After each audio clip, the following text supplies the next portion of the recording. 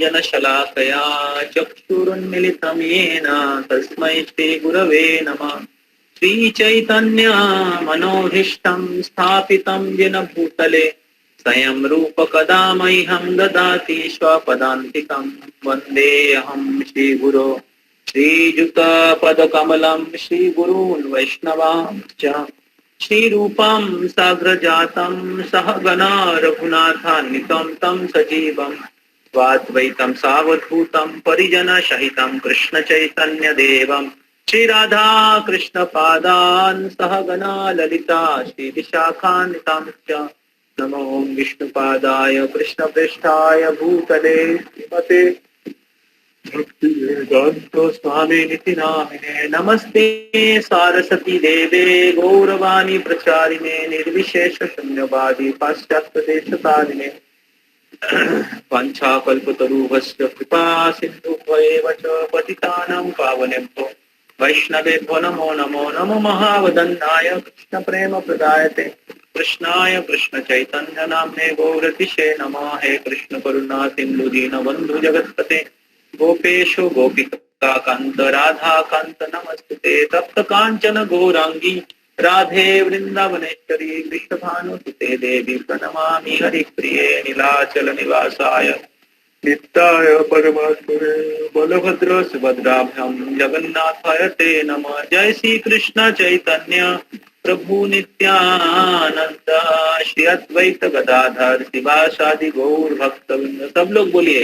हरे कृष्णा कृष्ण कृष्णा हरे हरे, हरे राम राम राम हरे हरे हरे। चलं पौंगुलं गयते गिरिं यत्कृपा तमां वन्दे श्रीगुरुं दिनतारिणं परमानन्दमाधवं श्रीचैतन्य ईश्वरं नमः।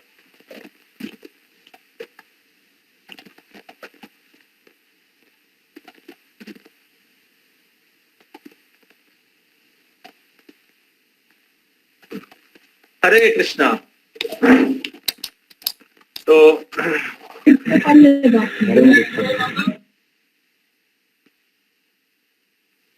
आप सभी को मैं फिर से स्वागत करता हूँ इस नेक्टर ऑफ इंस्ट्रक्शन उपदेशामृत के कोर्स में।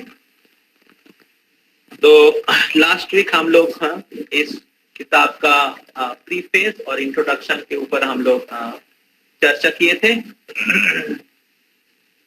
तो आज हम लोग इसका पहली श्लोक के ऊपर चर्चा करेंगे। तो थोड़ा स्लाइड आगे चलते हैं हम लोग। तो मेरे रिक्वेस्ट है सभी भक्तों को आप 9:10 तक रहेगा। 9:10 में कुछ इंपॉर्टेंट अनाउंसमेंट रहेगा।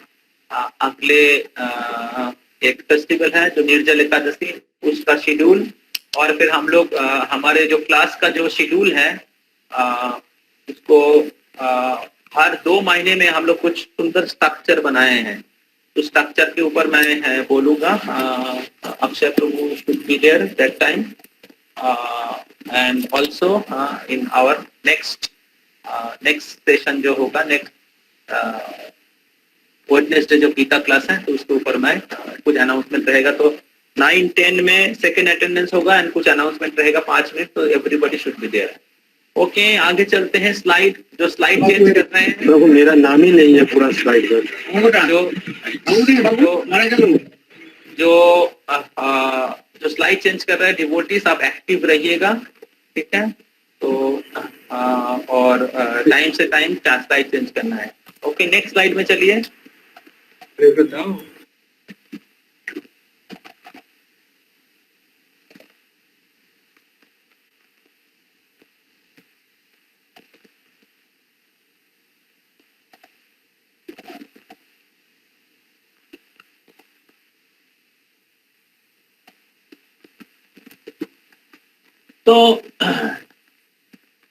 तो भगवान, तो मनुष्य जीवन की उद्देश्य है प्रेम भक्ति प्राप्त करना।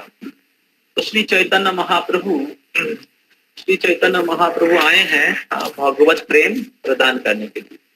तो गीता से हम लोग समझते हैं कि कृष्ण भगवान है और कृष्ण के प्रति जो हमारा प्रेममय संबंध है उसको जोड़ना चाहिए। ये गीता की सार है।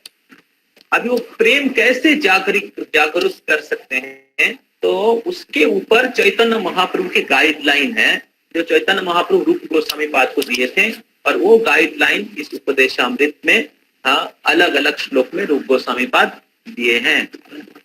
तो भक्ति का 9 स्टेज है, आपने सुना है पहले पिछले क्लास में। श्रद्धा, साधु संग, भजन क्रिया, अनर्थ निवृत्ति, निष्ठा, देन रुचि, आसक्ति, भाव, प्रेमा। तो श्रद्धा से भक्ति शुरुआत होता है, और फिर श्रद्धा होता है तो हम लोग साधु संग में आते हैं, और फिर साधु संग में आके क्या करते हैं, हम लोग भजन क्रिया करते हैं, हम लोग भक्ति का अनुशीलन करते हैं, साधना, साधन, भजन, भक्ति का जो अलग अलग अंग है उनको पालन करते हैं। और इस प्रकार हम लोग भजन क्रिया करते हैं तो क्या होता है, अनर्थ निवृत्ति होता है, हमारे जो अनवांटेड हैबिट्स एंड डिजायर्स हैं उससे हम लोग मुक्त हो जाते हैं, और फिर हमें हमारा हृदय शुद्ध होता है, और फिर क्या होता है, धीरे धीरे हमारे हृदय में भक्ति दृढ़ होता है। उसको तो उसके बाद क्या होता है, निष्ठा, फिर रुचि, फिर भगवान के प्रति आसक्ति और भाव, और फिर अंत में प्रेम। तो ये प्रेम चैतन्य महाप्रभु देने के लिए आए हैं। गोलो केरो प्रेमोधन हरि नाम संकीर्तन। तो हमारे उद्देश्य है भगवान के प्रति प्रेम प्राप्त करें। ते जो उपदेशामृत ग्रंथ है हमें गाइड करते हैं कि किस प्रकार श्रद्धा से प्रेम तक पहुंच सकते हैं। पिछले स्लाइड में चलिए। तो प्रेम या भक्ति का दो स्लाइड होता है। Go to the back slide. हाँ, तो उसको कहते हैं एक साधना भक्ति और फिर प्रेमा भक्ति। तो या वैधि भक्ति या प्रेमा भक्ति। तो वैधि भक्ति अनुशीलन के द्वारा प्रेम भक्ति में जा सकते हैं। तो वैधि भक्ति का 2 पार्ट है, वैधि साधना भक्ति और रागानुगा साधना भक्ति। साधना भक्ति का 2 पार्ट है, साधना भक्ति का 2 पार्ट है, वैधि साधना भक्ति, रागानुगा साधना भक्ति। भक्ति का 2 डिवीजन है, आप लोग याद रखिए, क्वेश्चन आएगा एग्जाम में, ठीक है। भक्ति का 2 पार्ट है, साधना भक्ति, प्रेमा भक्ति। साधना भक्ति का 2 पार्ट है, वैधि साधना भक्ति, रागानुगा साधना भक्ति। तो जब हम लोग साधना भक्ति अच्छे से अनुशीलन करते हैं तो धीरे धीरे हम लोग प्रेम तक पहुंच सकते हैं, ठीक है, जो चैतन्य महाप्रभु देने के लिए आए हैं। अच्छे से समझिएगा। तो तब क्या होगा, ये जो क्लास में जो चीज बोला जा रहा है, अलग अलग श्लोक का जो गोल क्या है, हमें प्राप्त क्या करना है और उसके लिए क्या करना चाहिए, तो आपको समझ में आएगा, कनेक्शन समझ में आएगा।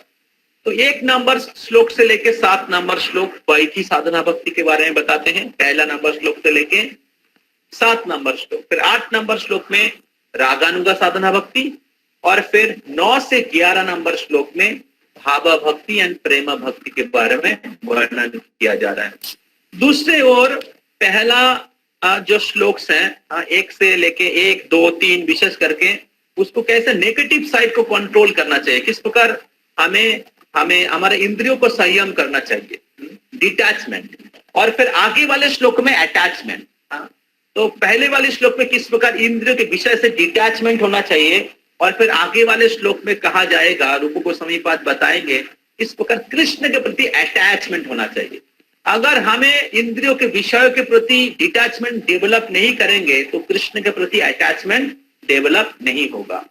तो इसलिए रूप गोस्वामी पाद बता रहे हैं किस प्रकार हमें इंद्रियों को संयम करना चाहिए, और फिर इंद्रियों को भगवान के सेवा में नियुक्त करना चाहिए, और फिर हमें कृष्ण के प्रति हमारे प्रेम या आसक्ति हमें डेवलप होगा। तो ये इसका फ्लो है, ये जो उपदेशामृत ग्रंथ का फ्लो है। तो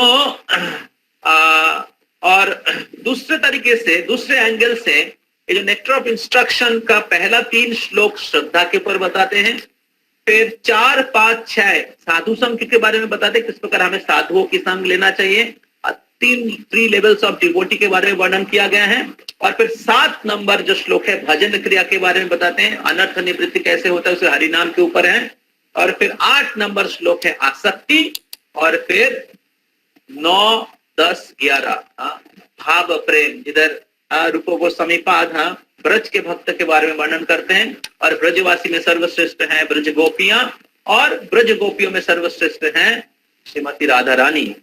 और चैतन्य महाप्रभु राधा कृष्ण नहे अन्य, श्री कृष्ण चैतन्य राधा कृष्ण नहे अन्य।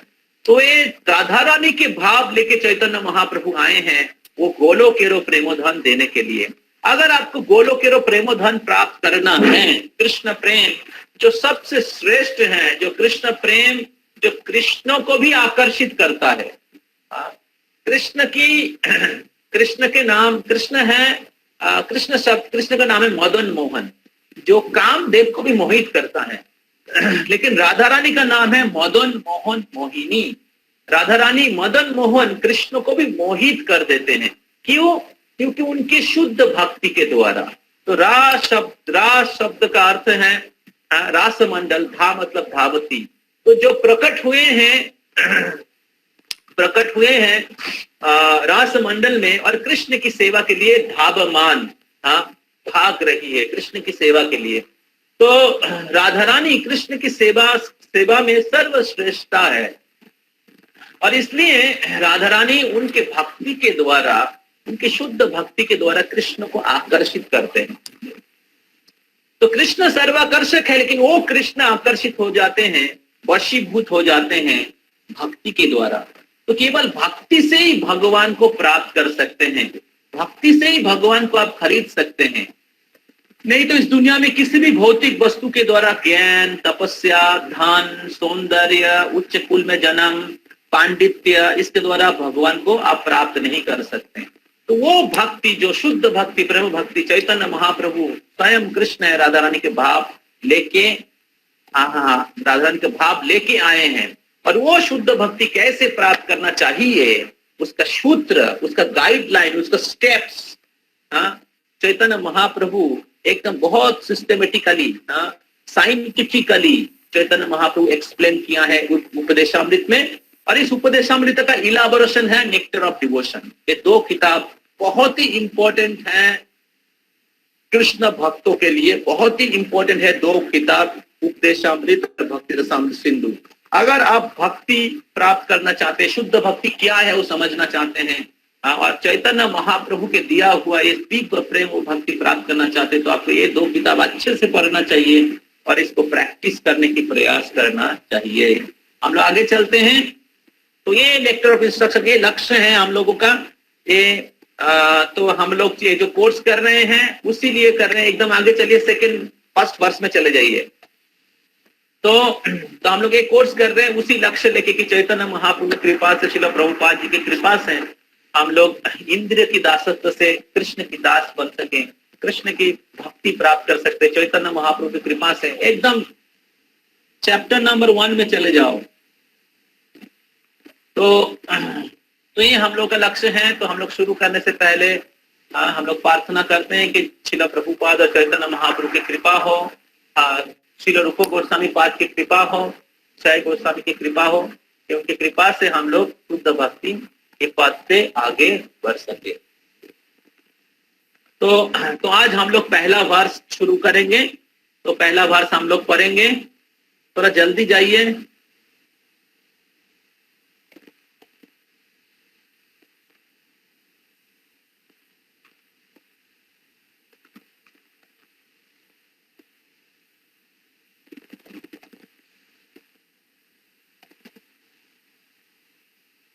Okay.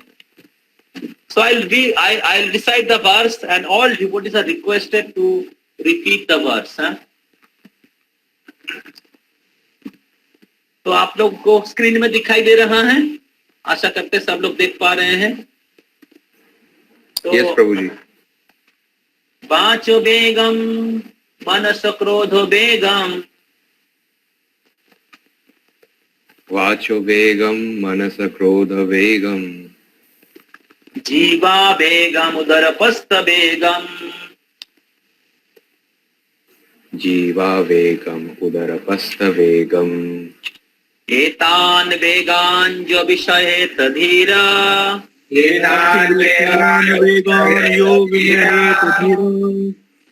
सर्वाम अपि मां पृथिवीं शिष्यात्।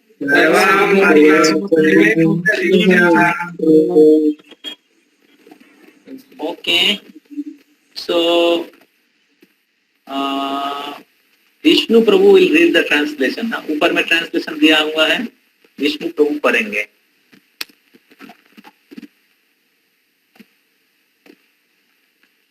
Yes Vishnu Prabhu. This verse elaborates on the prerequisite for spiritual life as described in the third main point of the preface, the necessity of controlling the mind and senses. A person who has mastered this prerequisite is fit to be a guru. Okay, इसका translation as it is नहीं दिया हुआ है। थोड़ा हम लोग translation Akshay प्रभु या हम लोग उसका ट्रांसलेशन में डायरेक्ट ट्रांसलेशन थोड़ा सा बुक से जाएंगे।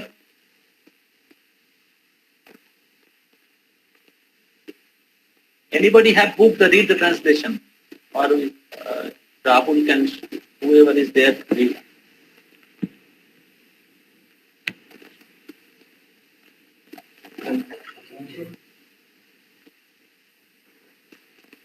একই বুক হচ্ছে বাবু ট্রান্সলেশন বই আছে। ओके वह धीर व्यक्ति जो वाणी के वेग को, मन की मांगों को, क्रोध की क्रियाओं को तथा जीव उधर तथा ज्ञानेंद्रियों के वेगों को सहन कर सकता है, वह सारे संसार में शिष्य बनने के लिए जल्दी बात कौन कर रहा है? फिर से पढ़िए। वह धीर व्यक्ति जो वाणी के वेग को, मन की मांगों को, क्रोध की क्रियाओं तथा जीव उधर एवं जनेंद्रियों के वेगों को सहन कर सकता है, वह सारे संसार में शिष्य बनाने के लिए योग्य है। ओके, पिछले स्लाइड में जाइए। तो मैं बांग्ला में पढ़ता हूँ। যে সংযমী ব্যক্তি বাক্যের বেগ, ক্রোধের বেগ, জিহ্বার বেগ, মনের বেগ, উদর এবং উপস্থের বেগ, এই সর্ববেগ দমন করতে সমর্থ, তিনি সমগ্র পৃথিবী শাসন করতে পারেন। तो पिछले स्लाइड में जाइए, पिछले स्लाइड बैक। तो रूप गोस्वामी पाद इस श्लोक में 6 प्रकार वेग के बारे में वर्णन कर रहे हैं।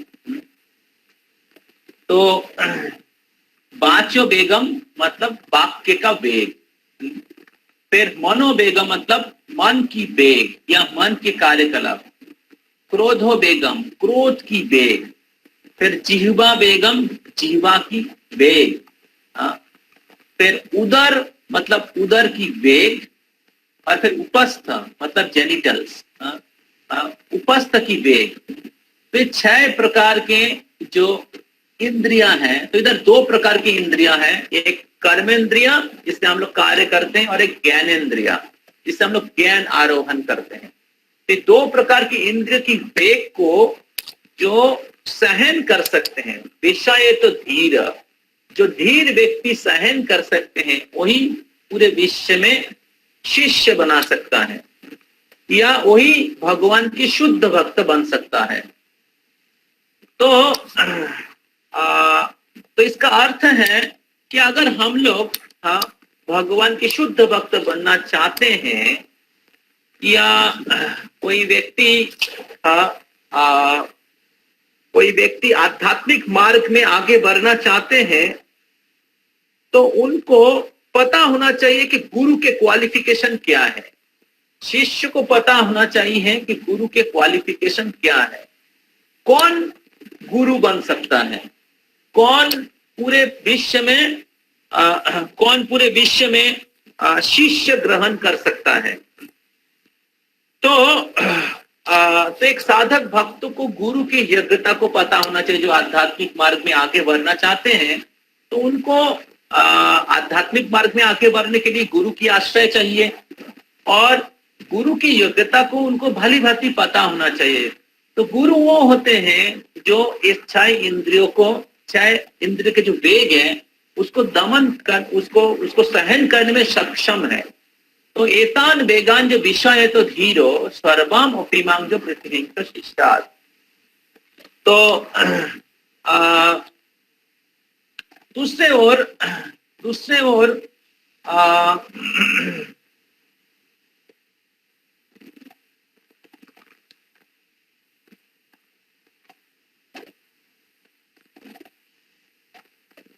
दूसरे ओर भगवान के शुद्ध भक्त बनने के लिए भगवान के शुद्ध गुरु वही होते हैं जो भगवान के शुद्ध भक्त होते हैं। तो और भगवान के शुद्ध भक्त गुरु होते हैं। तो हमें अगर भगवान के शुद्ध भक्त बनना है तो हमें पता होना चाहिए कि हमें ये जो 6 प्रकार के जो इंद्रिय के वेग है इसको हमें दमन करना चाहिए। और सेम टाइम अगर हमें शुद्ध भक्त बनना चाहिए तो हमें गुरु की आश्रय चाहिए। और गुरु कौन है? तो ये 6 वेगों को दमन किए हैं। अभी वेग शब्द का अर्थ क्या है? वेग शब्द का अर्थ है कि स्पीड, बोलते हैं इतना वेग है, इतने वेग से जा रहा है वेग। या इसको इंग्लिश में प्रभुपाद जी लिखे हैं urges, urges of the senses, urges of speech वाचो वेगम, आर्जेस ऑफ माइंड मनो वेगम, वाचो वेगम मनो वाचो वेगम मनसो, देन क्रोधो वेगम, urges of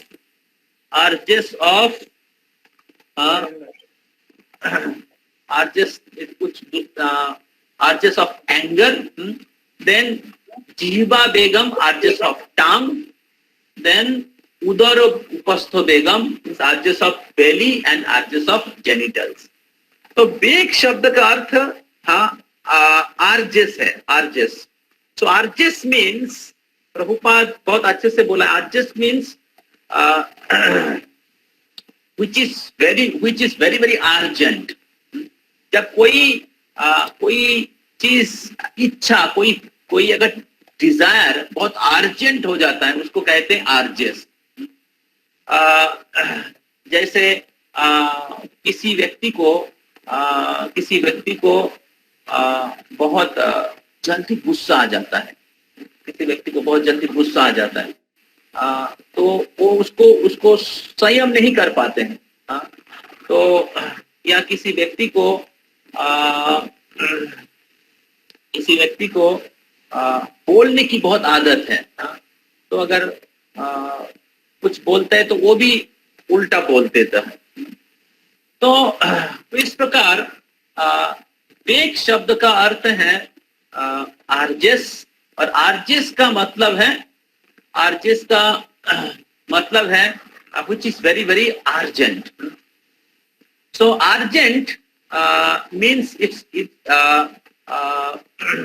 the desire which is very very strong and which is very very speedy, the desire which is very very speedy। so there is a difference between urges and the desire। Desire और urges के अंदर कुछ थोड़ा सा difference है। तो कुछ Dzire होता है कि उतना स्ट्रांग नहीं है, कि जैसे सपोज मेरे को हिमालय जाना है, तो बाद में भी जा सकते हैं, अभी नहीं जाने से भी चलेगा। या आर्जेस मतलब क्या है कि हमें टॉपर बनना है, तो ये डिजायर है, मतलब हमें इच्छा है कि हमें टॉपर होना है, लेकिन उतना ऐसे नहीं कि होना ही पड़ेगा। या वो लॉन्ग टर्म है।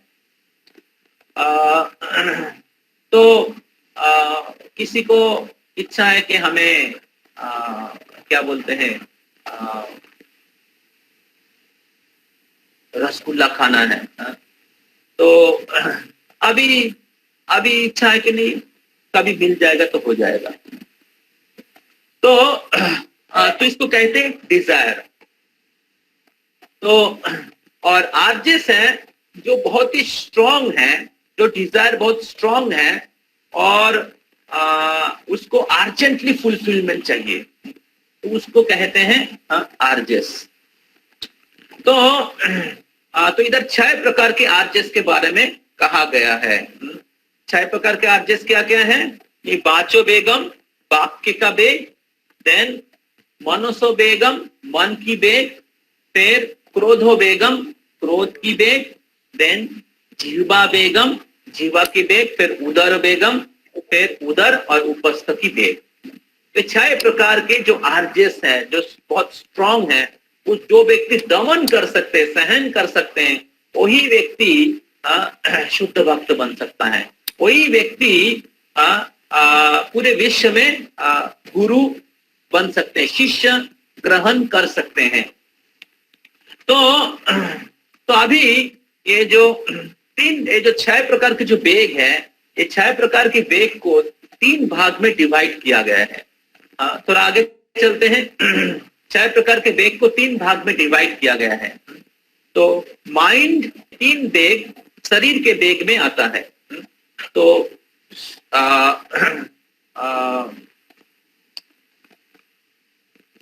जीवा वेग, उदर वेग, उपस्थ वेग, ये शरीर के वेग है। फिर मनोवेग, मन की वेग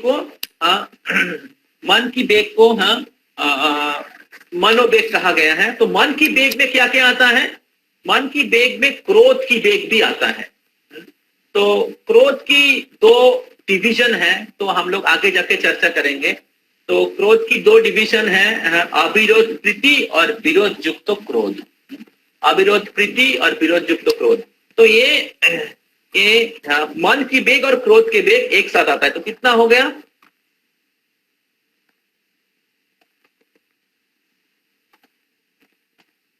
5 हो गया।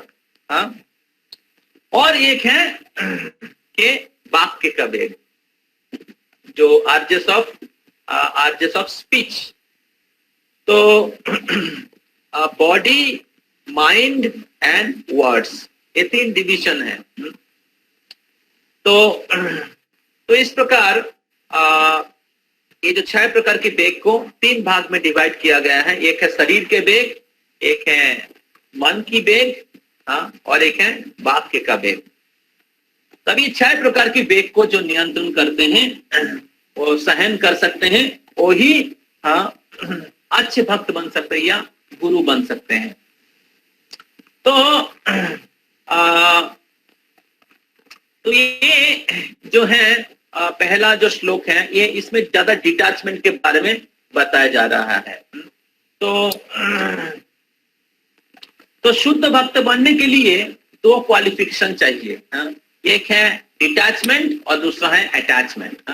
तो ये जो पहला 2 फर्स्ट वर्स और सेकंड वर्स है ये जो उपदेशामृत का, तो ये नेगेटिव क्वालिफिकेशन है। नेगेटिव क्वालिफिकेशन मतलब किस प्रकार हमें कुछ चीज छोड़ना चाहिए। तो कुछ चीज छोड़ेंगे तभी आप भगवान को प्राप्त कर सकते हैं। जैसे किसी को अगर किसी को बीमारी हुआ है, तो सपोज डायबिटीज हुआ है, तो उसको कुछ चीज पहले छोड़ने के लिए कहा जाता है। अगर वो चीज नहीं छोड़ते हैं तो क्या होता है, दवाई अच्छे से काम नहीं करता है। उसी प्रकार हमारे इस भौतिक जगत में हमें इस भौतिक जगत में इंद्रिय भोग के प्रति आसक्ति है, और भव रोग है। कृष्ण को भूल जाने के लिए रोग है। कृष्ण को हम लोग भूल गए हैं। इसलिए भूल गए ना, हम लोग इंद्रिय भोग के प्रति आसक्त हैं। हम लोग अलग अलग इंद्रियों के भोगों के प्रति आसक्त हैं। तो इसलिए रूप गोस्वामी पाद पहले बोल रहे हैं कि किस प्रकार हमें इंद्रिय भोग से डिटैच होना चाहिए, इंद्रिय के वेगों के प्रति डिटैच होना चाहिए। और फिर ये नेगेटिव क्वालिफिकेशन है जो नेक्टर ऑफ इंस्ट्रक्शन का पहला श्लोक में बोल रहा है। और फिर आगे जाके पॉजिटिव क्वालिफिकेशन बताया जाएगा। आगे जाके 7 नंबर 8 नंबर है, और आगे जाके पॉजिटिव क्वालिफिकेशन बताया जाएगा कि इस प्रकार कृष्ण के प्रति हमें आसक्ति होना चाहिए। तो केवल डिटैचमेंट होना हमारा लक्ष्य नहीं है, डिटैचमेंट हमारा लक्ष्य नहीं है, अटैचमेंट हमारा लक्ष्य है। कृष्ण के प्रति प्रेम प्राप्त करना हमारा लक्ष्य है, लेकिन कृष्ण के प्रति प्रेम प्राप्त करने के लिए हमें पहले डिटैचमेंट जरूरत है। हमें वो इंद्रियों को संयम करना जरूरत है। जैसे हम लोगों का उद्देश्य है, किसी को बीमारी हुआ है, ठीक है, और हमारा उद्देश्य हेल्दी लाइफ लीड करना। हमारा उद्देश्य है कि अच्छा पकवान खाना। जैसे उदाहरण दिया जाता है कि किसी को सपोज डायरिया हो गया है, और डायरिया हो गया और उसको अच्छा राजभोग का थाली लाया, रसमलाई, हलवा, पूरी, पनीर का सब्जी, छाना, फिर दही बड़ा, अच्छा महाप्रसाद लाके दिया गया। तो को अगर देंगे तो खा पाएगा? हाँ, खा पाएगा? नहीं पाएगा। तो उसको पहले तो अभी उसको अगर उसका उद्देश्य है कि अच्छा महाप्रसाद खाना, लेकिन महाप्रसाद खाने के लिए उनको क्या करना पड़ेगा? उनको रोग से, बीमारी से पहले मुक्त होना पड़ेगा। अभी उसको बीमारी से मुक्त होने के लिए उनको दवाई लेना पड़ेगा। अभी दवाई लेने के लिए क्या है? डायरिया का कुछ चीज है कि आप ये चीज आप मत खाइए, अभी ये चीज मत खाइए और फिर दवाई लीजिए, तो फिर क्या होगा? कुछ समय के बाद आपका बीमारी कट जाएगा, तब आप खा पाएंगे। उसी प्रकार हमारा उद्देश्य है भगवान के प्रति प्रेम, शुद्ध प्रेम प्राप्त करना।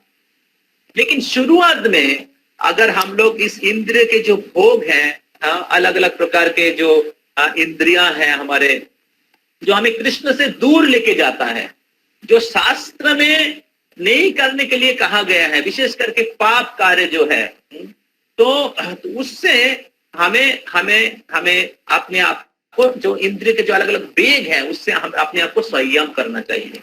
तो ये नेगेटिव क्वालिफिकेशन है। तो अगर हम लोग करेंगे और उसके साथ साथ हम लोग कृष्ण भक्ति प्रैक्टिस करेंगे, जो दवाई है, तो फिर क्या होगा? कृष्ण के प्रति हमारा अटैचमेंट डेवलप होगा। तो तभी हम लोग कृष्ण प्रेम प्राप्त कर सकते हैं। हम लोग इंद्रिय की दास बन के कैसे कृष्ण की दास बन सकते हैं? तो इसलिए कृष्ण की दास बनने के लिए इंद्रियों की स्वामी, इंद्रियों को संयम करना जरूरी है। तो इसलिए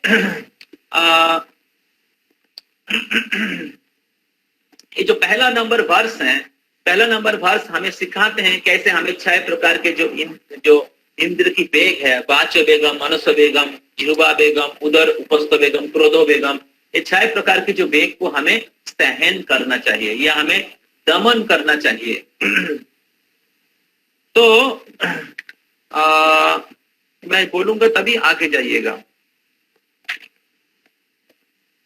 तो अभी तक हमने जो चर्चा किया, ये क्लियर है आप लोगों को?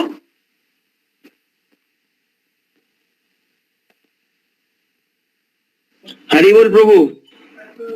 आप लोगों को क्लियर है जितना तक अभी तक चर्चा किया है? हाँ, यस प्रभु, यस प्रभु। भी लोग यस प्रभु जी। आदर्श, वरुण, तरुण, सुप्रतीक, Yes, प्रभु। सौरभ, शुभजीत, Yes, पंचारी प्रभु। माता जी। Yes, Prabhu. Okay, thank you. Okay, हम लोग आगे चलते हैं। तो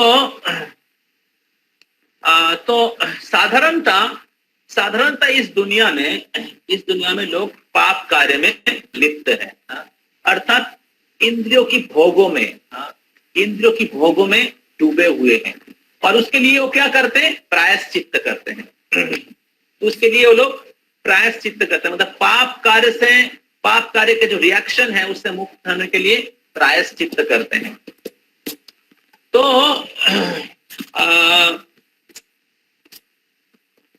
श्रील प्रभुपाद इस श्लोक के तात्पर्य जो है बहुत सुंदर तात्पर्य दिए हैं। ये आप लोगों के लिए होमवर्क है, ये नेक्स्ट वीक के लिए आप लोगों के लिए होमवर्क है। तो श्रील प्रभुपाद उनके तात्पर्य शुरू करते हैं महाराज परीक्षित के साथ सुखदेव गोस्वामी की कॉन्वर्सेशन। तो सुखदेव गोस्वामी को प्रश्न पूछते हैं कि इस दुनिया में जो लोग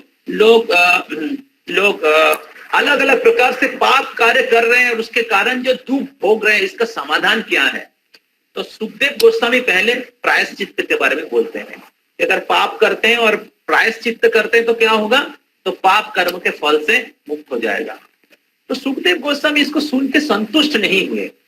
तो सुखदेव गोस्वामी कहते हैं कि मैंने बहुत लोगों को देखा है कि लोग पाप करते हैं और पाप का प्रायश्चित्त करते हैं, और प्रायश्चित्त करने के बाद वो फिर से क्या करते हैं?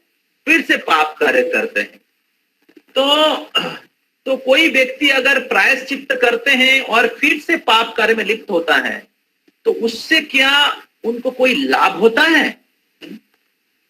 तो परीक्षित महाराज एक्चुअली बहुत उच्च कोटि के भक्त थे और वो राजा थे, और वो प्रजाओं के लिए, उनके जो प्रजा है उनके लिए वो चिंतित थे क्योंकि राजा का कर्तव्य है प्रजाओं को भगवान के धाम जाने के लिए सहायता करे। तो इसलिए परीक्षित महाराज खुद उनको शाप प्राप्त हुआ था सिंह ऋषि से, और वो महाराज सुखदेव गोस्वामी के पास गए थे भगवान के धाम जाने के लिए कि मृत्यु पथ यात्री व्यक्ति को क्या करना चाहिए। ये प्रश्न लेकर सुखदेव गोस्वामी के पास गए थे, और सुखदेव गोस्वामी को जब प्रश्न पूछे तो उन्होंने ऐसा रिप्लाई दिया, तो he was not satisfied for himself and he was not satisfied because of his citizen. उनके प्रजाओं के लिए वो संतुष्ट नहीं थे कि कैसे एक व्यक्ति जो पाप कार्य में डूबे हुए हैं प्रायश्चित्त करते हैं और प्रायश्चित्त करने के बाद फिर से आके पाप कार्य करते हैं, उसका कैसे उद्धार हो सकता है। तो इसलिए महाराज परीक्षित फिर से प्रश्न पूछते हैं तो इसलिए इसमें उपदेशामृत के श्लोक में है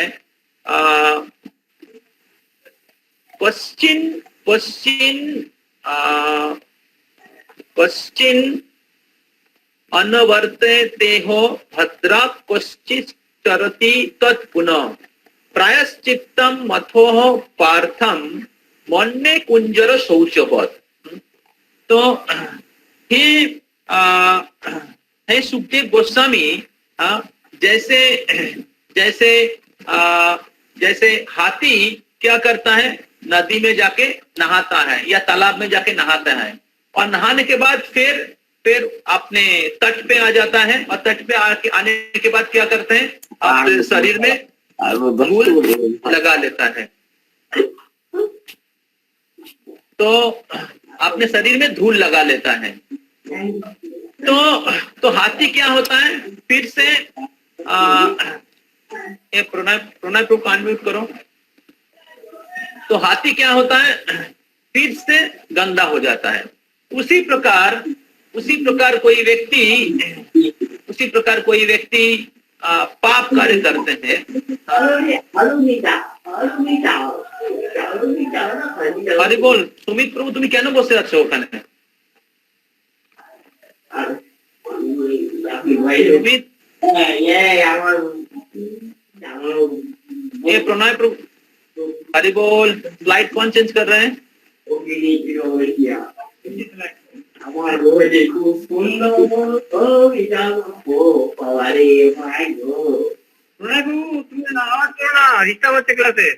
তুমি কেন মিউট করছো না ওকে?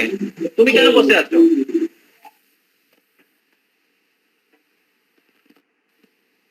হরি বল। এ সুমিত, তুমি ভিডিওতে আসো, ভিডিওতে।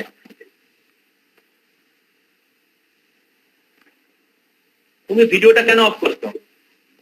আর চালু ছিল, এখন অফ করলাম।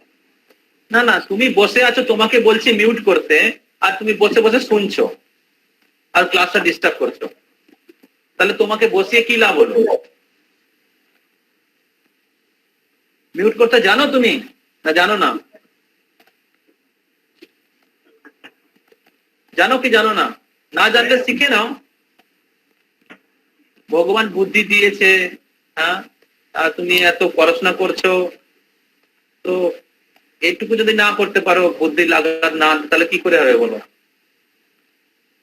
আমি বলছি ক্লাসের মাঝখানে এইভাবে বলছি, সবাই ডিস্টার্ব হচ্ছে, ক্লাসটা ডিস্টার্ব হচ্ছে, ও ও ও আর কি বলছে, আওয়াজ হচ্ছে, আর তুমি মিউট করছো না। তোমার কাজ মিউট করার, এটা ক্লাস কোঅর্ডিনেটর হোস্টের কাজ। এটা এইটুকু ডিস্টারবেন্স সব জায়গায় কম বেশি হবে, কিন্তু হোস্টের কাজ যেখানে আনমিউট করা।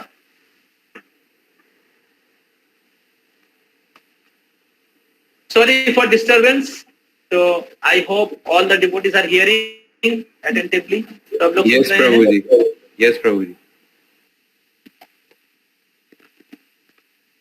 तो आशा करते हैं आप लोग नोट भी बना रहे हैं। बाकी सब लोग प्रेजेंट हैं, आदित्य प्रभु, अनुराग, Bapi, Varun Chaudhary, Yes, Prabhu ji. Vijay Jana, Vishnu Prabhu, Mithun, Yes, Prabhu ji. Partha Prabhu family, Pralay Prabhu, Priyanka माता जी, प्रणय प्रभु, प्रभु जी, पंचारी माता जी, शुभजीत प्रभु, करुण प्रभु।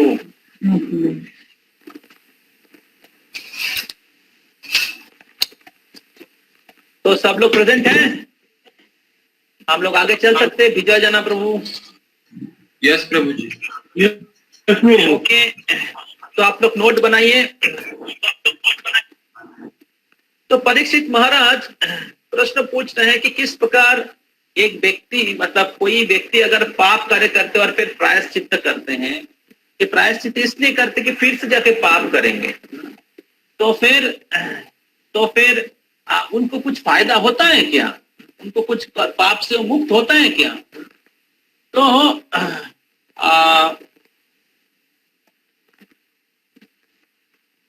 तो सुखदेव गोस्वामी का ये प्रश्न बहुत ही महत्वपूर्ण है। ये प्रश्न बहुत महत्वपूर्ण है और उसके उत्तर में, परीक्षित महाराज के प्रश्न बहुत महत्वपूर्ण है, उसके उत्तर में सुखदेव गोस्वामी कहते हैं कि एक्चुअली कोई व्यक्ति अगर अगर अगर पाप करते हैं और पाप करने के बाद उसके फल से मुक्त होने के लिए प्रायश्चित्त करते हैं और फिर से अगर वो पाप करते हैं तो उसमें कोई फायदा नहीं होता है। तो जिस प्रकार हम लोग देखते हैं, हम लोग देखते हैं कि बहुत बार क्या होता है, चोर क्या करते हैं। प्रभुपाद तात्पर्य में 3 उदाहरण दिया है। एक चोर का उदाहरण दिया है, एक हाथी का उदाहरण दिया है और एक क्रिश्चियन लोग का उदाहरण दिया है। तो हाथी का उदाहरण हम लोगों ने चर्चा किया कि स्नान करने के बाद आके फिर से धूल लगा लेता है। उसी प्रकार चोर क्या करता है, चोर चोरी करता है और उसके बाद वो जेल जाता है और जेल जाके उनको बहुत पनिशमेंट होता है और फिर जेल से जब रिहा मिलता है उनको, मतलब उसको छूट मिलता है और फिर बाहर आके फिर से क्या करते हैं, फिर से वो चोरी करता है और चोरी करने के बाद क्या होता है, फिर से उसको जेल जाना पड़ता है। तो उसी प्रकार कोई अगर प्रायश्चित्त करता है और पाप करता है, तो उसमें कोई फायदा नहीं होता है। बहुत बार हम लोग देखते हैं, लोग गंगा स्नान करने के लिए जाते हैं, गंगा सागर जाते हैं, अलग अलग तीर्थों में जाते हैं, जाके डुबकी लगा के आता है, डुबकी लगा के आ जाता है और उधर पाप का माफी मांग लेते हैं और पवित्र होते हैं और फिर वापस आके क्या करते हैं, फिर से वही पाप में जुड़ जाते हैं, फिर से वही पाप से जुड़ जाते हैं। तो इसमें कोई फायदा नहीं होता है। Activity Thus, real प्रायश्चित्त is the everything the all dormant upper Krishna. तो और एक उदाहरण है कि क्रिश्चियन लोग क्या करते हैं, पाप वीकेंड में जाके कॉन्फेस करते हैं। वीकेंड में लोग जो क्राइस्ट के रहते हैं, उनके पास जाके माफी मांगते हैं कि मैं ऐसा पाप किया तो मेरे को माफ कर दीजिए, और फिर वापस जाके फिर से पाप कर देते हैं, और कभी कभी प्रभुपाद जी बोलते होते हैं, लोग जाके पाप करे का मांगते हैं कि मैं जाके मैं फिर से पाप करूंगा, पहले से माफी दे दीजिए।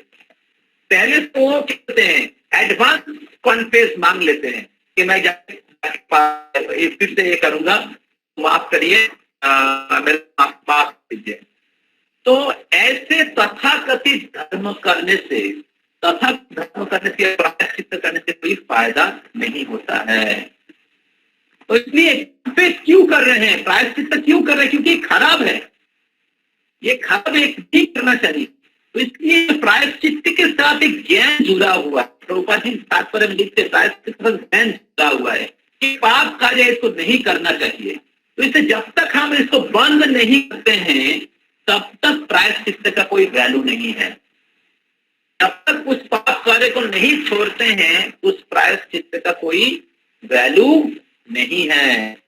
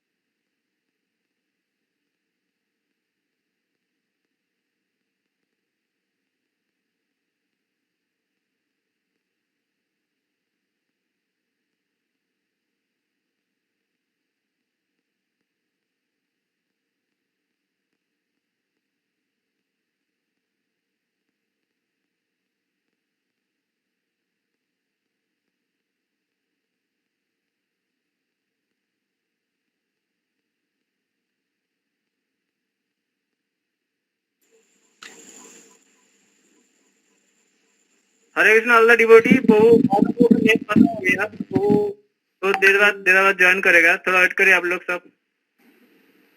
ओके प्रभु जी। ओके प्रभु जी। फिर से हरे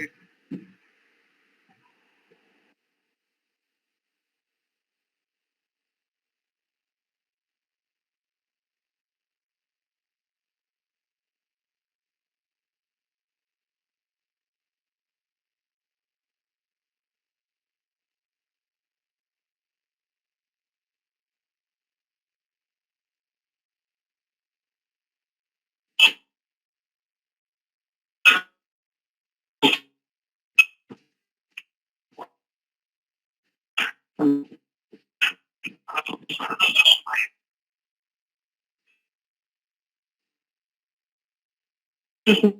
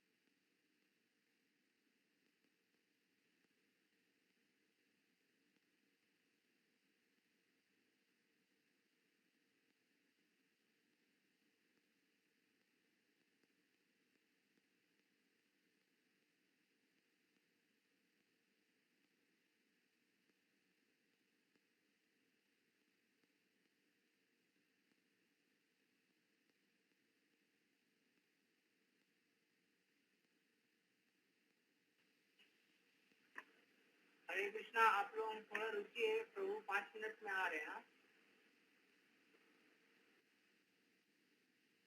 तो जब तो लोग प्राप्त करते हैं और फिर जाके प्रायश्चित्त करते हैं, तो प्राप्त करते हैं और फिर प्रायश्चित्त करते हैं, लेकिन तो उसमें कोई फायदा नहीं होता है, क्योंकि पाप करने की जो इच्छा है वो हृदय में रह जाता है। ये बोला है मैंने, आपको सुना है? हाँ प्रभु, हाँ। पाप करने की जो इच्छा है वो हृदय में रह जाता है। तो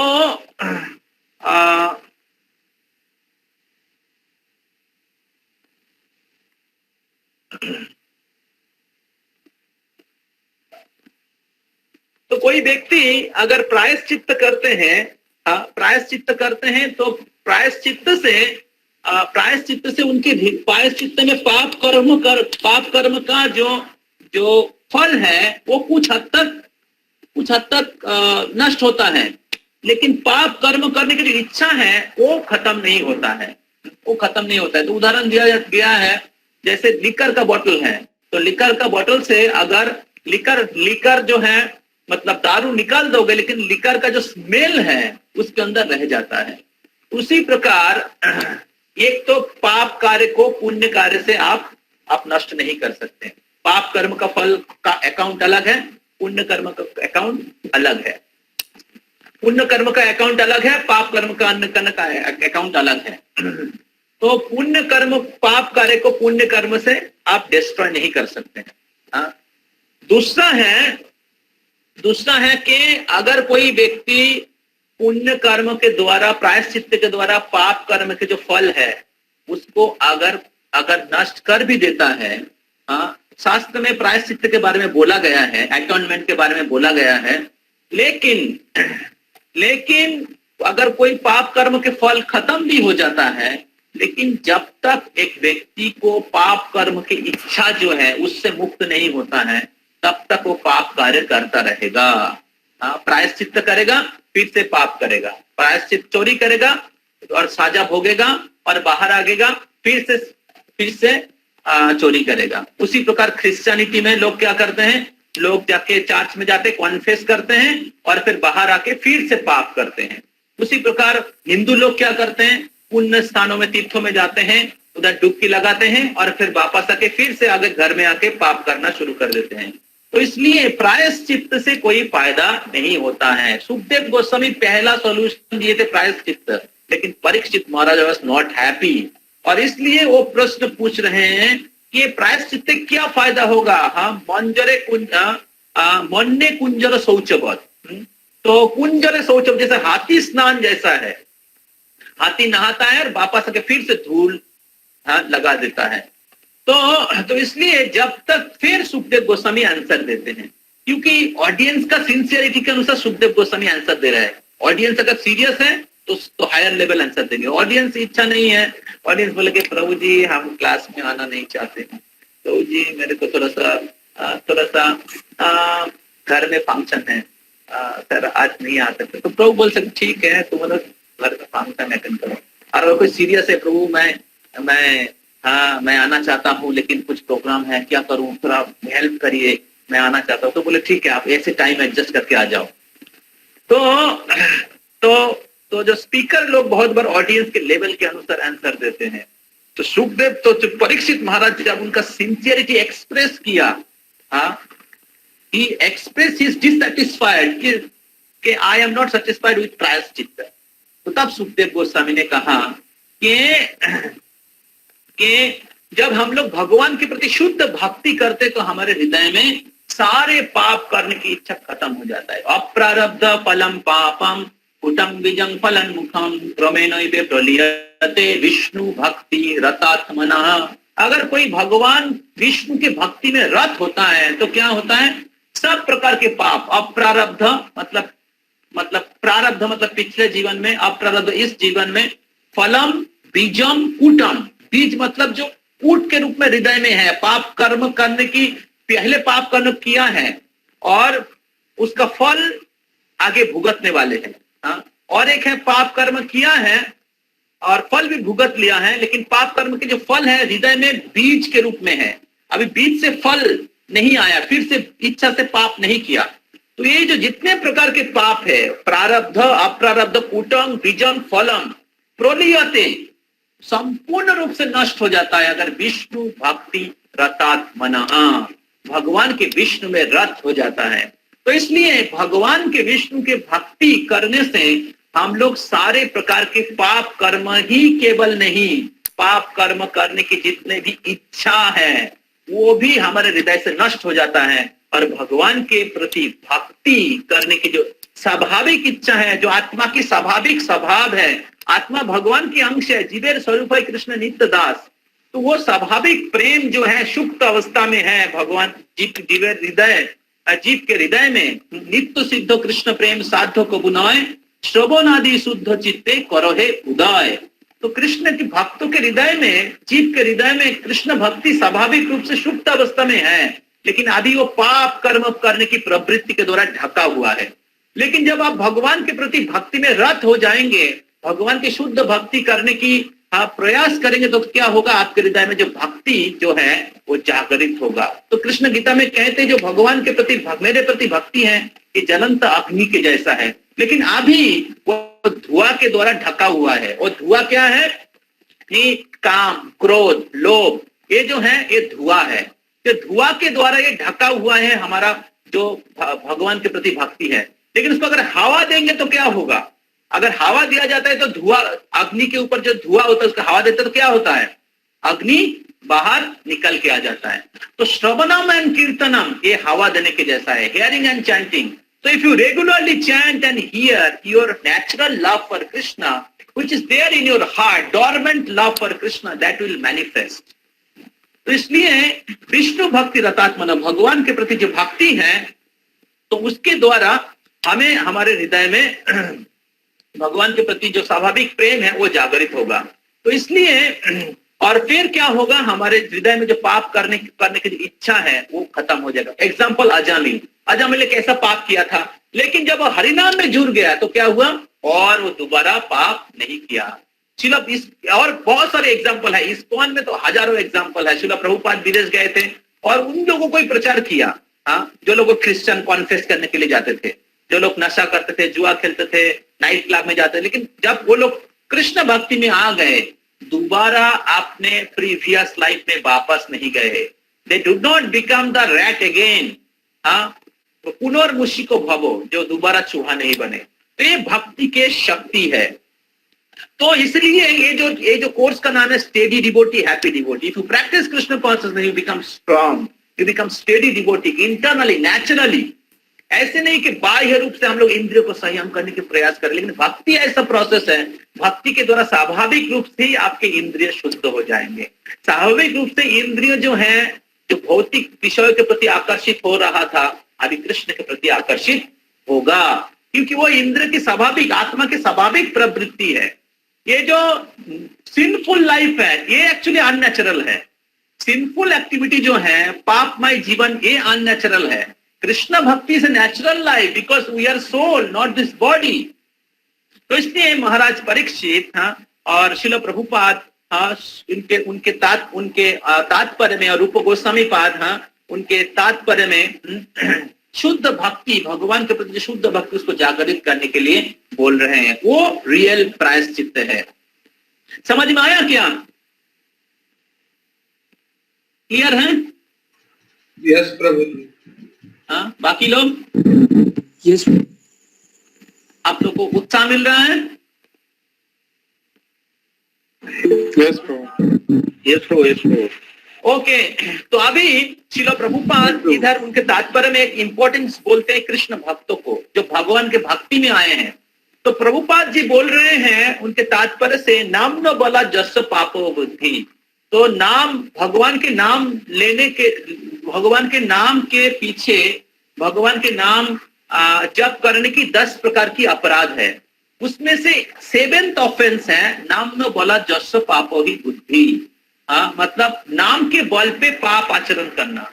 जैसे मैं नाम जप करूंगा और मैं पाप किया, और फिर अभी नाम जप करूंगा, और नाम जप करने के द्वारा क्या होगा, मेरा पाप खत्म हो जाएगा।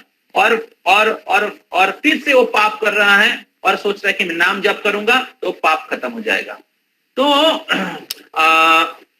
अगर कोई नाम के बल पे पाप आचरण करता है कि ये सोच के नहीं जप करूंगा तो ठीक हो जाएगा, या जप कर रहा है इसलिए कि पाप करूंगा आगे जाके और खत्म हो जाएगा, हाँ, तो प्रभुपाद जी बोल रहे हैं कि जो कृष्ण भक्त हैं, जो भक्ति में आगे बढ़ने की प्रयास कर रहे हैं, तो उनको ये जो 7 नंबर अपराध है, ये जो प्रायश्चित्त के जैसा ही है, या क्रिश्चियन लोग जैसे कॉन्फेस करने के बराबर हो रहा है, या वो चोर क्या बोलते एलिफेंट बात के जैसा है।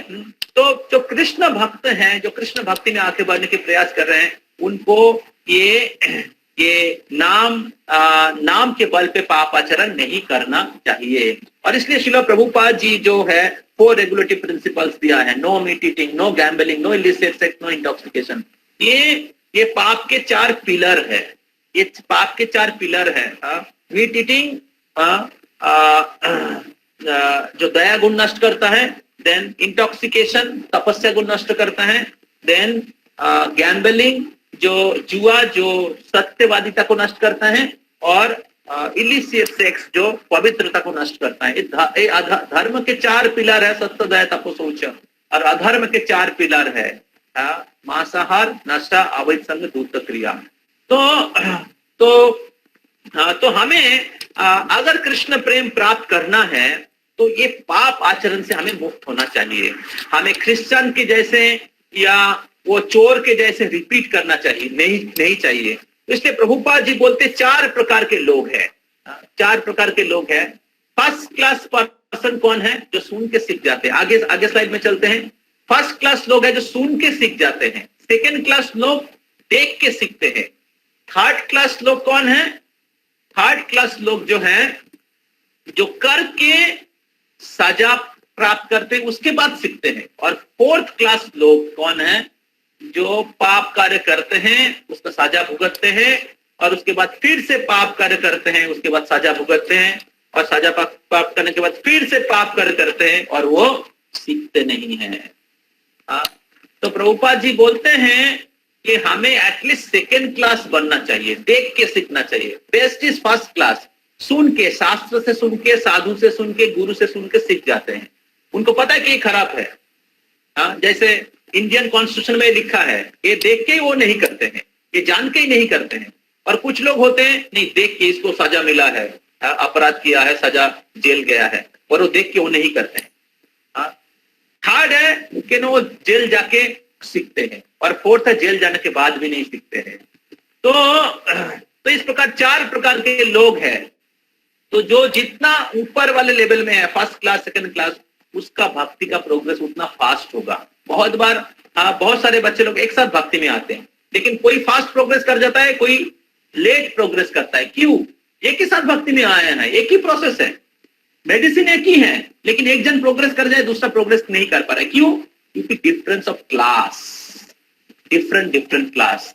तो इसलिए हमें देखना चाहिए मैं कौन से क्लास में हूं, और हमें उससे इंप्रूव करने की प्रयास करना चाहिए। हमें थर्ड क्लास, फोर्थ क्लास में नहीं जाना चाहिए, एटलीस्ट सेकेंड क्लास में आने की प्रयास करना चाहिए। तो इस प्रकार जो कृष्ण भक्ति प्रैक्टिस करने के प्रयास कर रहे हैं, तो उनको 4 नियमों को पालन करना चाहिए। तब आप जब हरिनाम करेंगे तो हरिनाम का फुल इफेक्ट होगा, हरिनाम के फुल इफेक्ट होगा। बिगिनिंग में जो इसमें बहुत सारे भक्त लोग जो नए ज्वाइन किए हैं, तो आप शायद 4 रेगुलेटरी प्रिंसिपल शायद फॉलो नहीं कर रहे हैं, क्योंकि आपके लिए नया है। लेकिन तो आप शायद, आपको पता नहीं था, लेकिन पता नहीं इधर मैक्सिमम लोग पुराने ही होंगे अभी, तो जैसे दिखाई दे रहा है। कुछ लोग नए हैं, 1-2 जो नए हैं। तो आप लोग शुरुआत में शायद आपको कृष्णा उतना सीरियसली नहीं लेंगे, क्योंकि आपको पता नहीं है और आप प्रयास कर रहे हैं, उस पाप कार्य को छोड़ने के लिए। लेकिन शायद दूसरा किसी कारण के कारण वो हो जा रहा है। ये तो आप लड़ाई कर रहे हैं उससे बाहर निकालने के लिए, लेकिन वो किसी कारण, फैमिली के कारण या अपना प्रीवियस हैबिट के कारण उससे आप मुक्त नहीं हो पा रहे हैं। तो कृष्ण उतना सीरियसली नहीं लेंगे वो। लेकिन इसका मतलब ये नहीं कि हम लोग उसको करते जाए। तो हमारे तरफ से प्रयास करना चाहिए कि धीरे धीरे कैसे हम लोग उस पाप कार्य के जो आदत है उससे मुक्त हो जाएंगे। तभी आपको क्या होगा, भक्ति जो है, भक्ति का पूरा फल प्राप्त होगा, और भगवान के प्रति जो आपका जो प्रेममयी संबंध है वो पुनर्जागरित हो जाएगा, और फिर आप सारे पाप कर्म के फल से मुक्त हो जाएंगे, और इस भौतिक जगत के जो बंधन है उससे आप मुक्त हो जाएंगे। तो अभी ये जो भक्ति का जो प्रोसेस है, भक्ति का प्रोसेस रूप गोस्वामी पाद 2 प्रकार बताया है। तो एक प्रोसेस है कि तपस्या का, एक प्रोसेस है कि जो रेगुलेटिव प्रिंसिपल्स हैं जो है वो तपस्या का है।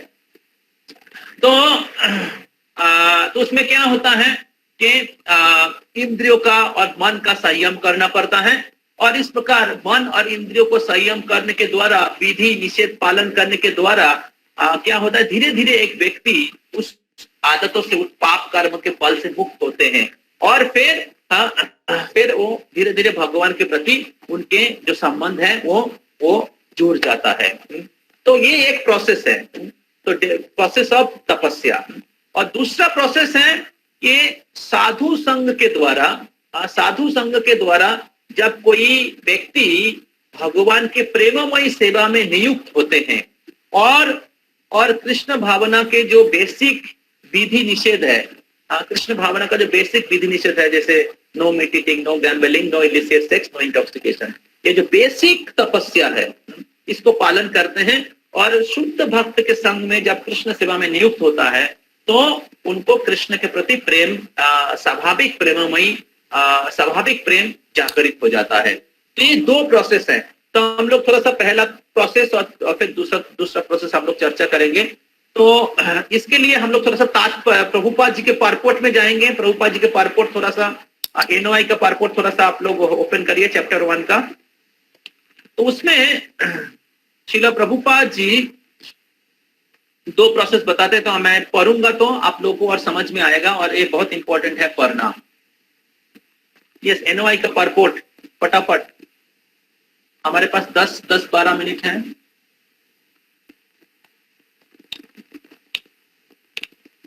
NOI का परपोर्ट इधर नहीं है, NOI का परपोर्ट आपको वेदाव्यास जाना पड़ेगा। इधर राहुल है क्या? राहुल तो क्यों नहीं कर रहे हो? तो आप कहाँ बैठ के डिनर ले रहे हैं?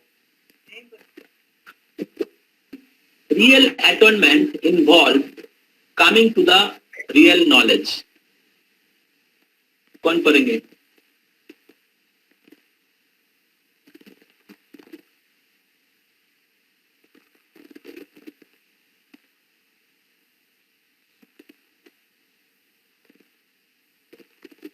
कौन will read?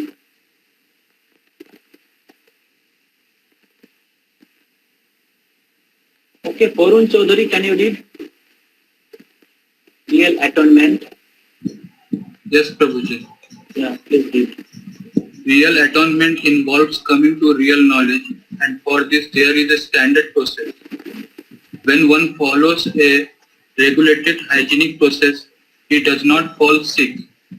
A human being is meant to be trained according to certain principle to revive his original knowledge.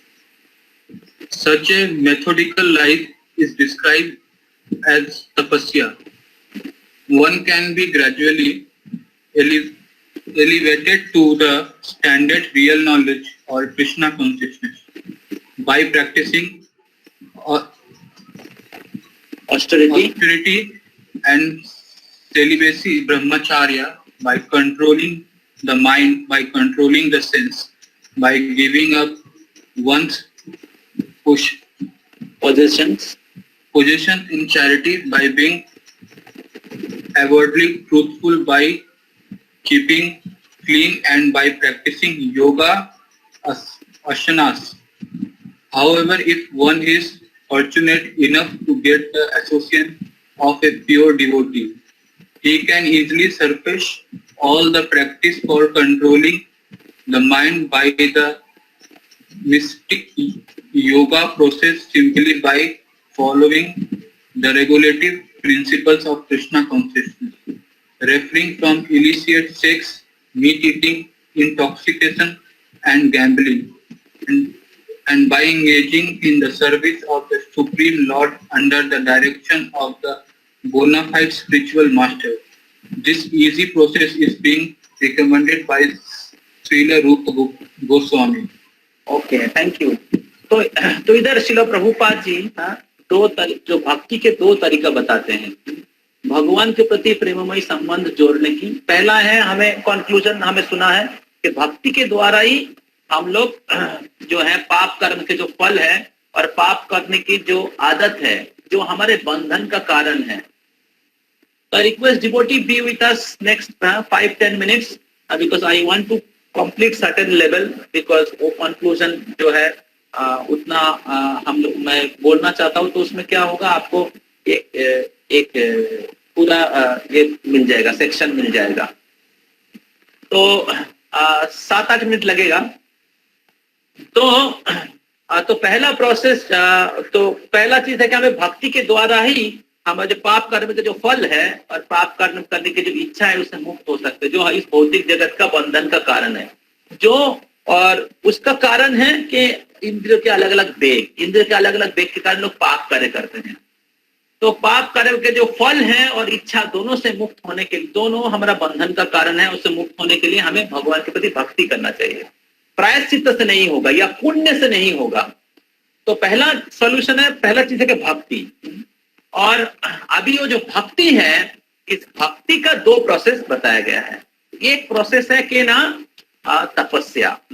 तो तपस्या में बहुत सारा चीज आया है, दिया है। तो तपस्या ब्रह्मचर्य न समनेच दमनेच, तो ब्रह्मचर्य का पालन करना, और फिर सम मतलब मन को नियंत्रण करना, और दम मतलब इंद्रियों को नियंत्रण करना।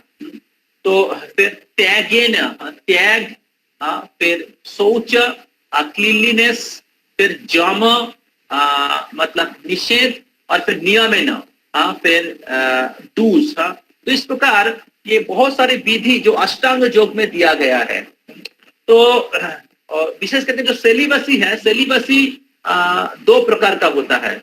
एक सेलिबसी होता है जो फुल सेलिब्रेट, जो ब्रह्मचारी लोग हैं, फुल टाइम ब्रह्मचारी, और एक सेलिब्रेट होता है जो गृहस्थ। तो गृहस्थ लोग भी सेलिब्रेट होते हैं। तो उनको कहते हैं एक पत्नी ब्रह्मचारी।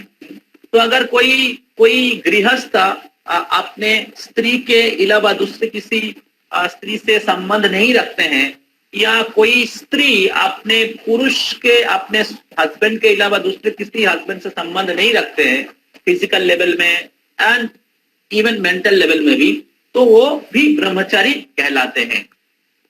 तो इसलिए ये जो ब्रह्मचार्य है दोनों के लिए एप्लीकेबल है, गृहस्थ और ब्रह्मचारी दोनों के लिए एप्लीकेबल है। तो इस प्रकार कोई व्यक्ति अगर ये अलग अलग जो है, जो अष्टांग योग के जो नियम है, यम, नियम, आसन, फिर सम, दम, मतलब सम मतलब मन को नियंत्रण करना, दम मतलब आपने बाह्य इंद्रियों को दमन करना, एक्सटर्नल सेंसेस उसको दमन करना, और फिर त्याग, फिर चैरिटी, फिर क्लीनलीनेस, फिर जो यम और नियम मतलब निषेध और विधि मतलब निषेध, और फिर विधि मतलब नियम करना। तो ये सारे डूज, तो इसको अगर करते हैं तो क्या होता है, धीरे धीरे उनके इंद्रिय और मन शुद्ध होता है, और फिर क्या होता है ना, वो भगवान के भक्ति में आगे बढ़ता है। जैसे एक रोगी होता है, तो रोगी उसको रोग से मुक्त होने के लिए डॉक्टर क्या देते हैं, उनको अलग अलग दवाई देते हैं, और उसको बोलते ये मत करो, ये मत करो, ये मत करो, सुबह दवाई खाओ, दोपहर को दवाई खाओ, रात को दवाई खाओ। तो हालांकि उनको अलग अलग चीज खाने की इच्छा है, लेकिन डॉक्टर बोलते ये मत खाओ, ये मत खाओ, और ये करो। उससे क्या होता है ना, धीरे धीरे वो क्या होता है, अपने संयम के द्वारा और मेडिसिन लेने के द्वारा धीरे धीरे क्या होता है, शुद्ध होता है, धीरे धीरे उसका रोग बीमारी कट जाता है। तो उसी प्रकार ये जो अष्टांग योग में जो अलग अलग प्रकार की तपस्या का जो नियम है, इसके द्वारा एक व्यक्ति धीरे धीरे शुद्ध होता है। लेकिन ये जो प्रोसेस है, ये बहुत लॉन्ग प्रोसेस है, लॉन्ग प्रोसेस है, और इसका प्रोग्रेस भी बहुत स्लो होता है।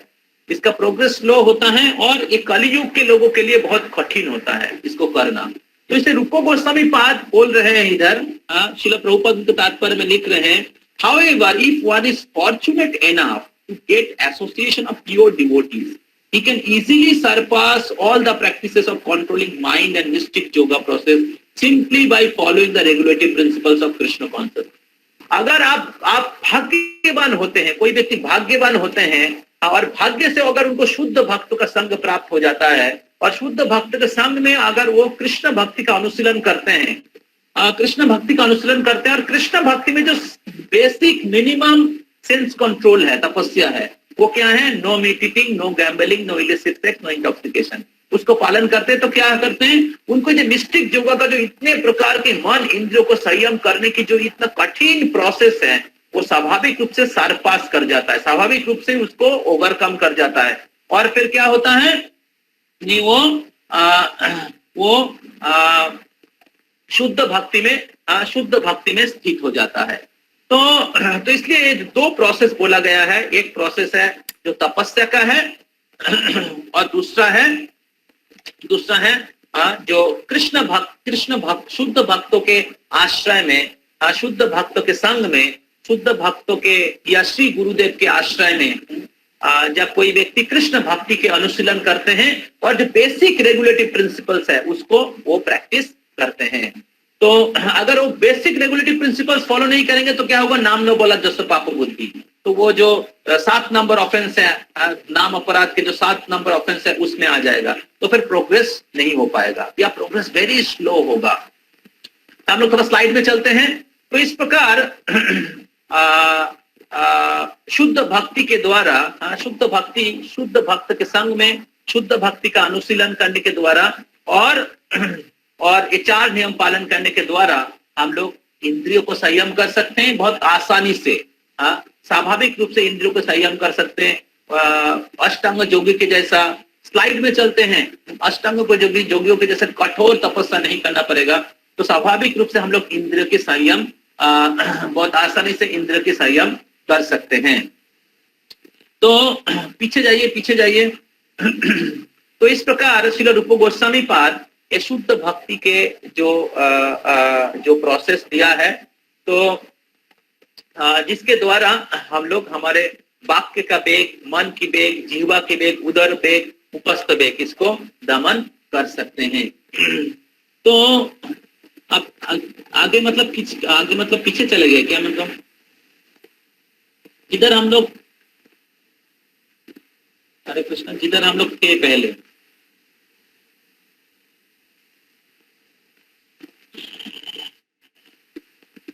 आगे चलिए, आगे चलिए, आगे चलिए।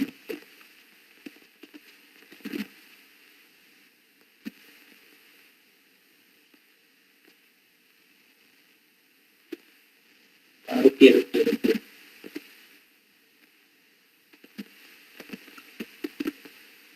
दिखाइए, पूरा दिखाइए।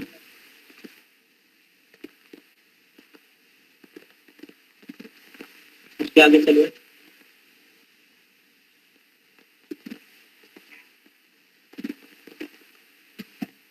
आगे मतलब आप पीछे जा रहे हैं। मैं तो बंगाली में बोल रहा हूँ। आगे मतलब ऊपर जाइए। सामने तो जाती वो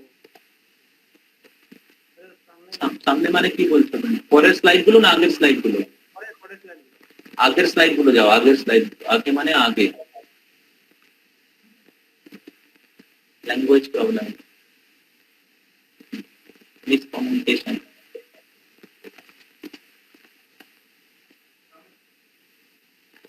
जाओ, आगे जाओ,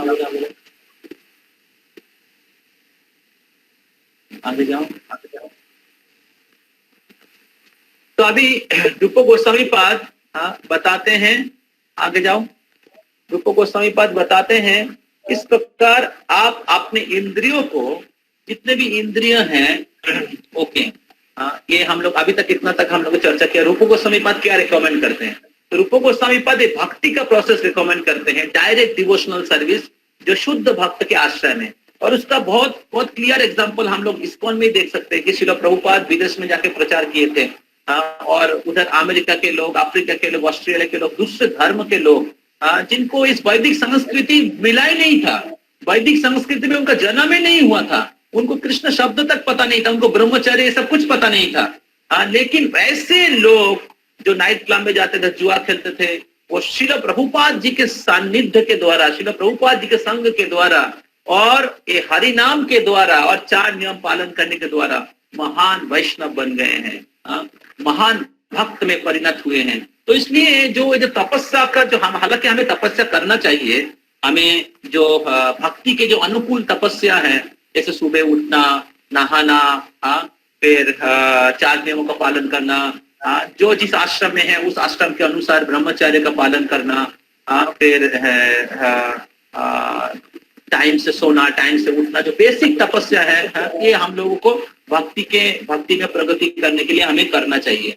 लेकिन अष्टांग योग में जितना कठोर तपस्या करते हैं, तो वो तपस्या का फल भगवान की भक्ति और शुद्ध भक्तों के सानिध्य के द्वारा प्राप्त हो जाता है। तो अभी रूप गोस्वामी पाद बताते हैं कि किस प्रकार इस 6 वेगों को कृष्ण की सेवा में लगाया जा सकता है। आगे चलते हैं, just I will and with this. तो पहला है वाचो वेगम। तो वाचो वेगम मतलब वाक्य का वेग। आगे चलिए, वाक्य वेग मैं सब बोल दिया हूं। वाक्य का वेग मतलब साधारण अवस्था में, आगे चलते हैं, साधारण अवस्था में लोग वक करना चाहते हैं। लोग आगे, सॉरी पीछे जाइए, पीछे। साधारण अवस्था में लोग क्या करते हैं? लोग बोलना चाहते हैं। तो इस बोलने की आदत को पीछे जाइए। बोलने की जो आदत है, इसको मेढक के साथ तुलना किया गया है। बस मेढक के साथ तुलना किया गया है। तो मेढक क्या करते हैं? मेढक गैव गैव गैव गैव करके आवाज करते हैं, तो फ्रॉग। और फिर क्या होता है, उसके लिए क्या होता है, सांप आ जाता है, सांप आके खा लेता है। तो उसकी प्रकार जो ये जो बाचो बेगम वाक्य के बेग के द्वारा द्वारा क्या बोलते हैं, एंटेंगल होते हैं वाक्य के बेग के द्वारा, वो वाक्य के बेगों के प्रति अटैच होते हैं, तो क्या होता है, उसका आयु कम हो जाता है, उसका मृत्यु जल्दी आ जाता है। तो जिस प्रकार मेढक का होता है। तो लेकिन कोई व्यक्ति ये बोलने की आदत जो है, इसको अगर कृष्ण कथा बोलने में या कृष्ण भक्ति प्रचार करने में एंगेज करते हैं, तो फिर क्या होता है, वाक्य के बेग से मुक्त हो जाता है, वाक्य के बेग से मुक्त हो जाता है। तो urges of speech, urges of mind, urges of body, ये तीन प्रकार के बेग, जैसे हमने पहले डिस्कस किया, तीन इच्छाएं बेग को तीन भाग में डिवाइड किया है, आर्जेस of speech, urges of mind और आर्जेस ऑफ बॉडी। तो आर्जेस ऑफ माइंड में माइंड एंड एंगर दोनों है, आर्जेस ऑफ स्पीच में वाक्य का बेग है, और आर्जेस ऑफ बॉडी में तीन है, उदर उपस्थ, जीवा उदर उपस्थ है। आगे चलते हैं। तो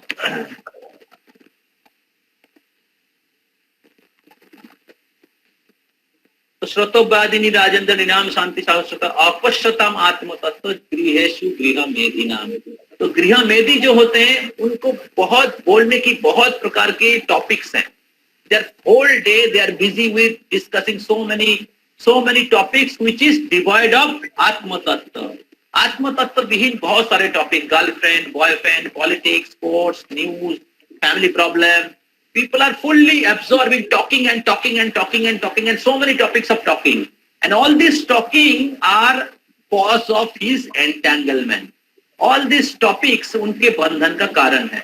लेकिन वही बोलने की आदत अगर कृष्ण कथा बोलने में या कृष्ण भक्ति प्रचार करने में एंगेज किया जाता है, तो वही एक्टिविटी, वही बोलने की जो आदत है, उनके मुक्ति का कारण बन जाएगा। तो इसलिए बाचो बेगम को आप कृष्ण भक्ति प्रचार में एंगेज कर सकते हैं, कृष्ण कथा बोलने में एंगेज कर सकते हैं। इस प्रकार वाक्य का वेग को दमन किया जा सकता है। Okay, I and here. Thank you all very much for tolerating me for long time, and I'm sorry for extending the class because of many other reasons, a technical problem and other things. So if you have any questions, you can ask the question. I can take one or two questions, and before that taking the question, आप हाथ उठा सकते हैं, किसी का प्रश्न है तो मैं अनाउंसमेंट कर देता हूँ।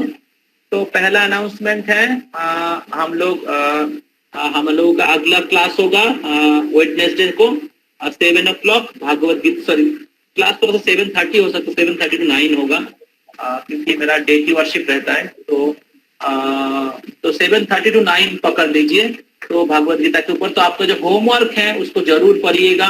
होमवर्क आपका इंट्रोडक्शन है, तो अभी तक इंट्रोडक्शन हुआ, तो वो बुधवार को गीता का फर्स्ट चैप्टर चालू होगा। और ये जो उपदेशामृत का जो पहला उपदेशामृत बहुत पतला किताब है, ठीक है, एकदम पतला किताब है। तो इसमें 3-4 पेज है, ठीक है।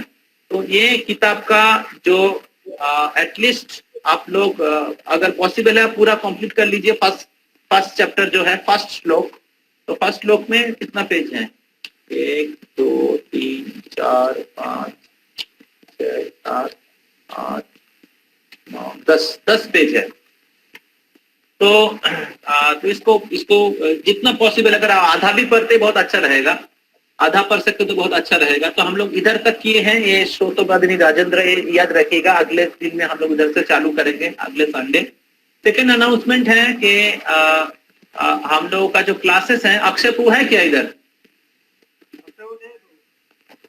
तो हमारा जो क्लास है 2 महीने में हम लोग डिवाइड किया है। तो 2 महीने में टोटल 8 क्लास है, मतलब हर वीक में 2 क्लास। तो ये 8 क्लास में 3 क्लास जो मतलब वेडनेस में गीता क्लास होगा और संडे नेक्टर ऑफ इंस्ट्रक्शन। तो संडे जो 4 क्लास है, 4 क्लास में 3 क्लास नेक्टर ऑफ इंस्ट्रक्शन में रहेगा और 1 क्लास काउंसिलर मीटिंग रहेगा। 1 क्लास संडे काउंसलर मीटिंग, और वो होगा सेकेंड मंथ का पहला वीक। सेकेंड महीने का, अभी ये फर्स्ट मंथ चल रहा है, सेकेंड महीने का जो पहला वीक है वो काउंसलर मीटिंग होगा एवरी 2 मंथ। एवरी 2 मंथ में सेकेंड मंथ का फर्स्ट संडे। तो और ये 4 हो गया। और पहला जो बुधवार का जो 4 क्लास है, बुधवार का 4 क्लास में 3 क्लास गीता के ऊपर रहेगा, 3 क्लास गीता के ऊपर रहेगा, 1 क्लास फेस्टिवल के ऊपर रहेगा। जैसे हर 2 महीने में कुछ ना कुछ फेस्टिवल आ जाता है, तो 1 क्लास हम लोग फेस्टिवल के ऊपर डेडिकेट करेंगे। और उसको छोड़ के कभी एक्स्ट्रा क्लास हो सकता है, जैसे कोई गेस्ट स्पीकर आ गए, कोई सीनियर डिवोटीज आ गए, या कोई फेस्टिवल हो गया, बहुत स्पेशल फेस्टिवल जैसे नरसिंह चतुर्दशी हो गया या रथ यात्रा हो गया, तो कुछ समय स्पेशल फेस्टिवल, मतलब कुछ स्पेशल क्लास हो सकता है। तो वो सिचुएशन के अनुसार हम लोग आपको इन्फॉर्म कर देंगे। तो मोटा मोटी ऐसा स्ट्रक्चर है हर 2 महीने में। अभी जून और जुलाई के लिए, अभी जून महीना है ना, मई जून गया, जून और जुलाई के लिए, तो जुलाई महीने के फर्स्ट वीक में काउंसलर मीटिंग रहेगा, और बाकी 3 जो वीक है उसमें एनवाई चलेगा। और गीता के लिए 4 क्लास जो है, 3 क्लास गीता के ऊपर रहेगा और 1 क्लास फेस्टिवल के ऊपर रहेगा। और जब चैप्टर खत्म होगा तो एग्जाम होगा, ठीक है। तो जो भी चैप्टर खत्म होगा तो एग्जाम होगा, इसलिए अच्छे से पढ़िए। और अभी क्लास चल रहा है, अभी पढ़ेंगे तो आपका एक साथ पढ़ाई हो जाएगा, समझेंगे भी, और आपका एप्लीकेशन भी अच्छा रहेगा। और थर्ड अनाउंसमेंट है जो 21 तारीख पांडवा निर्जला एकादशी है। तो पांडवा निर्जला एकादशी के बारे में देखता हूं मैं, वेडनेसडे क्लास में बता दूंगा। तो वो सोमवार पड़ा है। ये जो एकादशी है, ये सारे एकादशी में सर्वश्रेष्ठ है, मतलब बहुत महत्वपूर्ण एकादशी है। ये भीम जी ने किया था, और पूरा निर्जल रह के, तो बहुत